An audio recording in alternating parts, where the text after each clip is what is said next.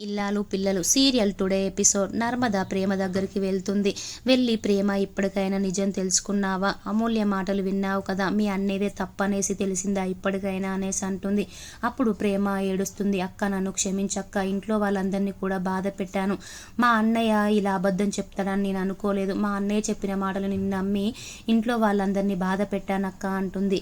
అని బాధపడుతూ ఉంటుంది. అంతలోనే విశ్వ వాళ్ళ ఇంట్లోకి వెళ్తూ ఉంటాడు. అప్పుడే ప్రేమ విశ్వ అనేసి పిలుస్తుంది. పిలిచేసరికి విశ్వ మా చెల్లి ఏంటి నన్ను విశ్వ అని పిలుస్తుంది అనేసి చూస్తాడు.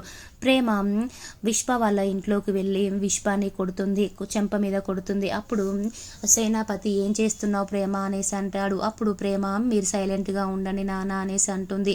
అని విశ్వాని లాక్కొని బయటకు గుంజుకొస్తుంది. తర్వాత రామరాజు వాళ్ళ ఫ్యామిలీ కూడా అందరూ బయటికి వస్తారు. వచ్చిన తర్వాత ప్రేమ, ఒరే అన్నయ్య, నువ్వు అమూల్యనే నన్ను ప్రేమించింది, అమూల్యనే, నేను లేకపోతే చచ్చిపోతాను అనేసి అందని నాకు చెప్పావురా.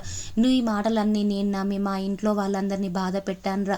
మా మామయ్య గారిని, అత్తయ్య గారిని చాలా బాధ పెట్టానురా అనేసి అంటుంది. అప్పుడు అమూల్య ఏ తప్పు చేయలేదురా, అమూల్య మీద అంత నిందెందుకు వేసావురా నువ్వు? ఒక అమ్మాయిని అడ్డు పెట్టుకొని ఇలా ఎవరైనా చేస్తారా? ఇదంతా చేసింది నేను మన ఇంట్లోకి వస్తాననే కదరా నువ్వు అలా చేసింది. నేను ఎప్పటికీ మన ఇంట్లోకి రానురా. ధీరజ్ అంటే నా ప్రాణం. మీరు ధీరజ్ని నాకెంత దూరం చేయాలనుకుంటే నేను ధీరజ్ని అంత ప్రేమిస్తానురా. ఇంకొకసారి మీరు ఇలాంటి నాటకాలు చేశారనుకో నా ప్రాణం తీసుకుంటానురా అనేసి అంటుంది. అప్పుడు ఇంట్లో వాళ్ళందరూ సైలెంట్గా ఉంటారు. అప్పుడు ప్రేమ సీరియస్గా విశ్వకి వార్నింగ్ ఇస్తుంది. తర్వాత ప్రేమ వాళ్ళ అత్తయ్య దగ్గరికి వెళ్తుంది, భద్రావతి దగ్గరికి. అత్త, నువ్వెందుకు అత్త ఇలా చేస్తున్నావు? నువ్వెన్ని చేసినా కూడా నేను మాత్రం ఈ కుటుంబాన్ని వదిలిపెట్టి రానత్త అనేసి అంటుంది. అప్పుడు ప్రేమ చాలా బాధపడుతూ ఉంటుంది. తర్వాత సేనాపతి వాళ్ళు అందరూ ఇంట్లోకి వెళ్ళిపోతారు. తర్వాత రామరాజు వాళ్ళు కూడా ఇంట్లోకి వెళ్ళిపోతారు.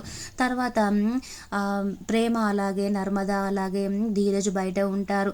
తర్వాత ప్రేమ, అక్క నన్ను క్షమించక్క అనేసి నర్మదని అంటుంది.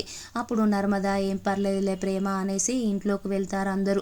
వెళ్ళిన తర్వాత రామరాజు కుటుంబం అందరూ ఉంటారు ఒక దగ్గర. అప్పుడు ప్రేమ, నన్ను క్షమించండి మామయ్య గారు, నేను మిమ్మల్ని అపార్థం చేసుకున్నాను, మా అన్నయ్య మాటలను నమ్మి మిమ్మల్ని బాధ పెట్టాను, నన్ను క్షమించండి మామయ్య గారు అనేసి అంటుంది. అని నన్ను క్షమించండి మామయ్య గారు అనేసి అడుగుతూ ఉంటుంది. అప్పుడు రామరాజు మాత్రం సైలెంట్గా ఉంటాడు.